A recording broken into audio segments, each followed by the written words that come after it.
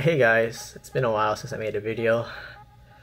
Kind of my fault, kind of lacking on editing. I have a lot of videos I need to edit and just, haven't found the time to actually edit them. This video is going to be a little bit different video. You can tell by the title, just going to be my recap of Midwest Regionals and like my thoughts about it. So the first thing I like to say is that I competed this is my first year competing in the championship division of 1A.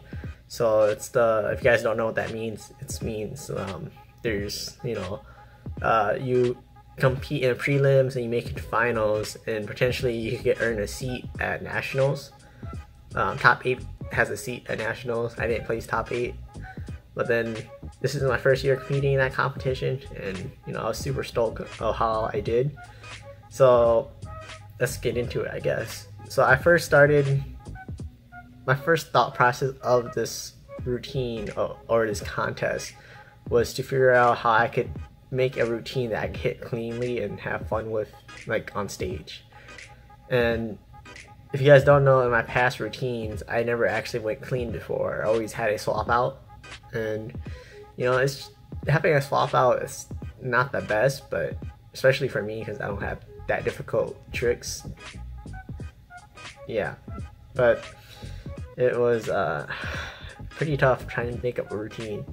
But for prelims, my focus was try to hit all the tricks I could normally hit, and for the most part I did hit everything fine. I had a few mistakes, and I had really it's just an amazing time on stage. It was fun.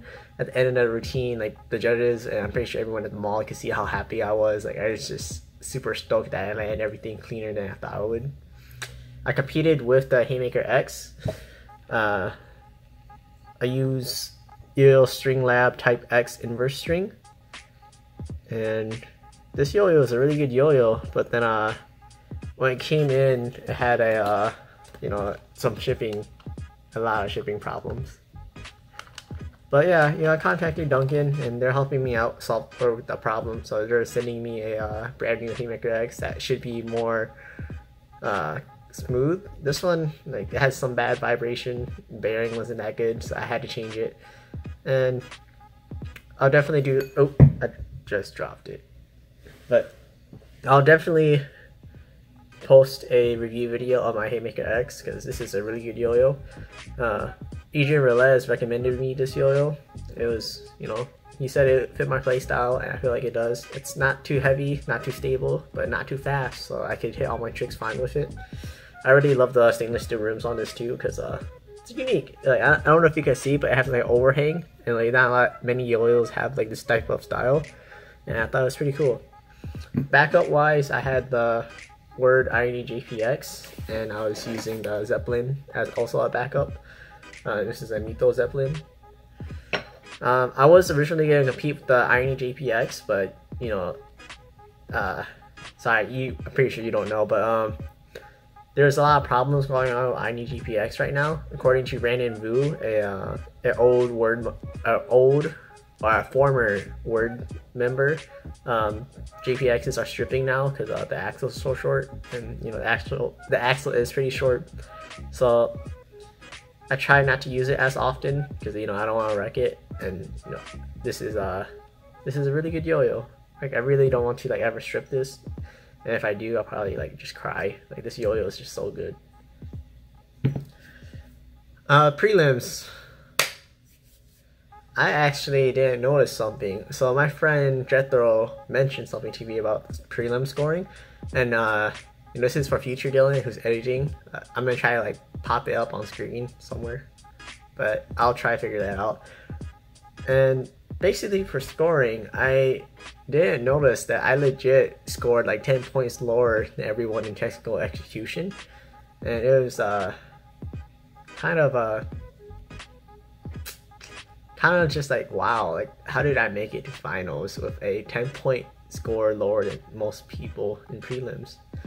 Because legit, everyone, I have the paper right here, everyone scored basically a good 30.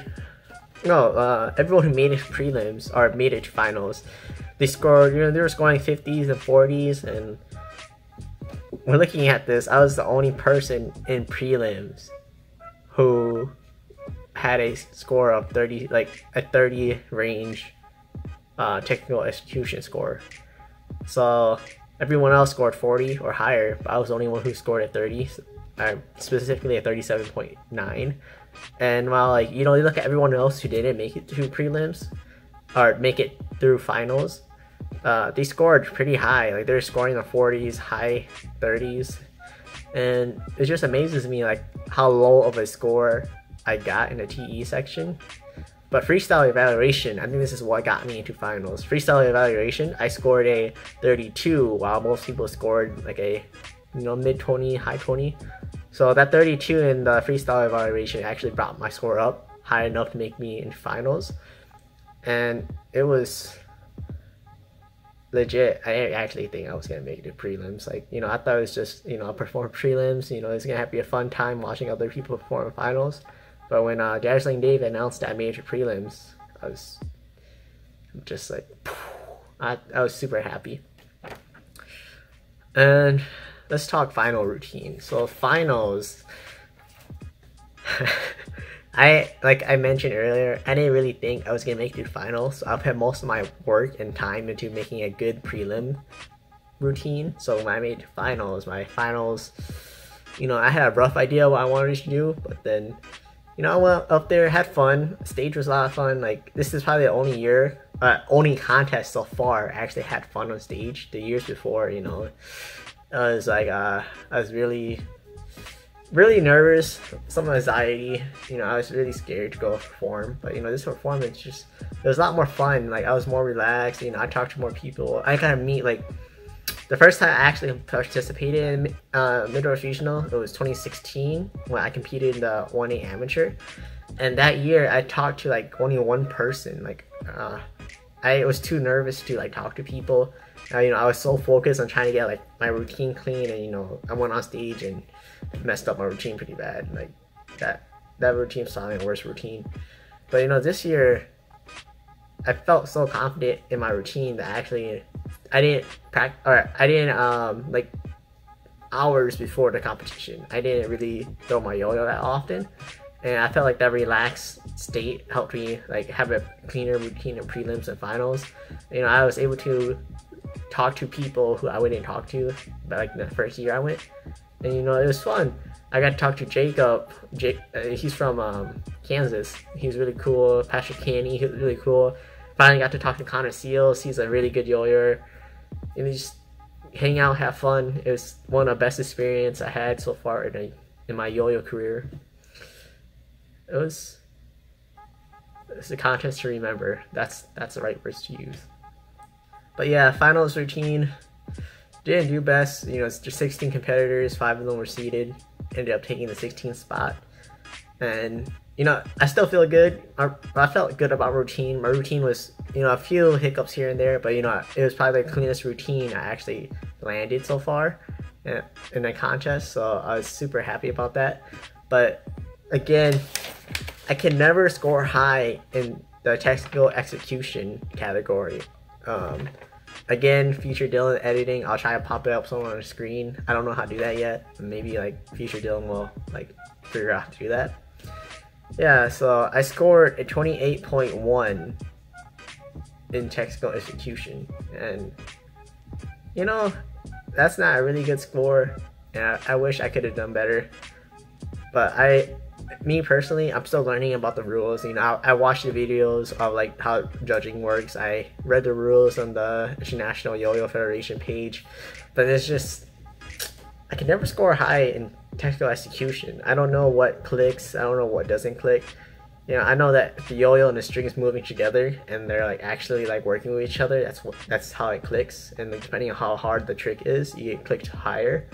But looking at the scoring just makes me feel like my tricks aren't hard enough to compete with everyone else, because I always score super low in technical execution, and I'm trying to figure out how to get that higher.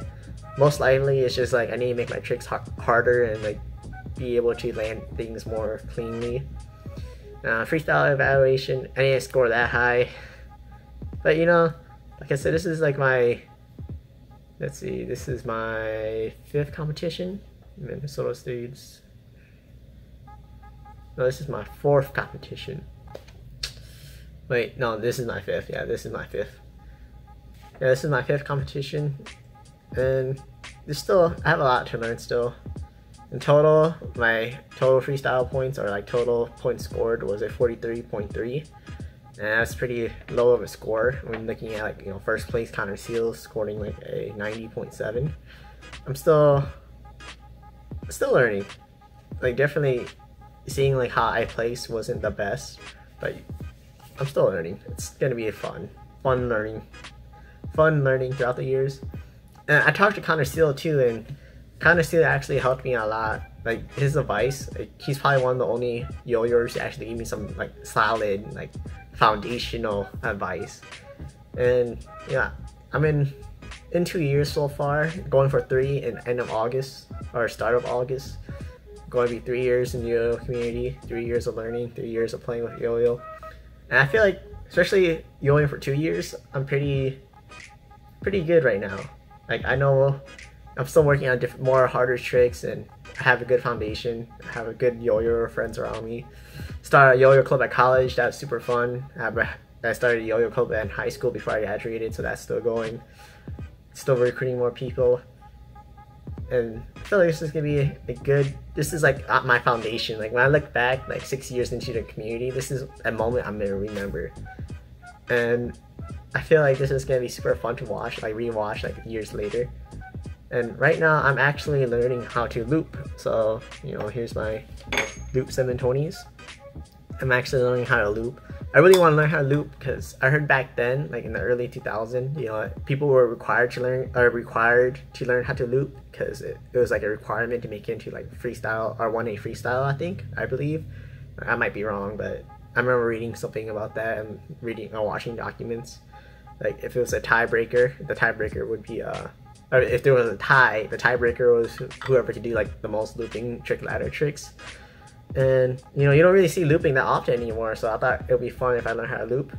So other than these, I do have my loop 2020s, but recently Ben McPhee announced that he's stopping the loop 2020 project due to it being like a little bit too difficult to figure out how to like make a solid yo-yo.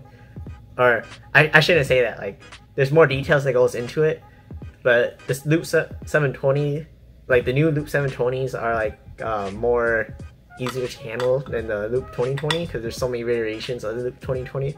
So right now, Ben McPhee announced that he was retiring the project, and you know, hopefully we see it like get back onto like see it more progress, because I really like that concept of loop 2020. But for now, these are gonna be my main focus, loop 720. I actually have a progress video going, or making a progress video, so it's like a time-lapse video of like the first day I started. Technically, like the first day I started filming myself looping versus like, you know, years later when I figure out how to actually loop. So far, looping is pretty tough. It's just I can't really loop. Like, looping's hard. Like, I don't know how anyone loops, like, especially Shuja Kata. Like, I don't know how he does it. But yeah, looping right now is pretty tough. I'm still learning. Definitely, if I get it down with 2 hands, like, I'm gonna post a video. Right now, I only do like 1 hand at a time, so like I can loop with my left hand, loop with my right hand. I'm just learning the motion of getting one to go after the other. So that's gonna be really fun to show you guys. Video-wise, I'm gonna be posting up more videos, so like more review and unboxing videos. I'm sorry, but I'm sorry in advance that my unboxing videos are kind of they're not the best, because you know, I was in college. Some of them were in college. Some of the unboxing videos are me in college, and you know, I had some exams, and I was kind of rushed to finish the review. But definitely, for the unboxing.